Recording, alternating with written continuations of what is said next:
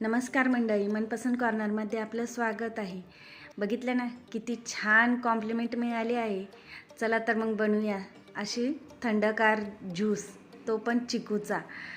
झटपट होणारा आणि सर्वजण लहान मोठे या उन्हाळ्यात आवडीने पिणार असा ज्यूस बनवायचा आहे.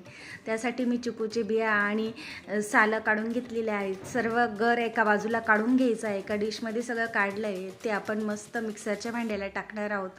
सर्व मिक्सरच्या भांड्याला टाकून घ्यायचं आहे. त्यात बर्फाचे 2-3 खडे टाकायचे आणि 1 ग्लास दूध वापरणार आहोत. 1 ग्लास दूध आपल्याला घट्ट कितपत हवं आहे त्यानुसार वापरायचं आहे.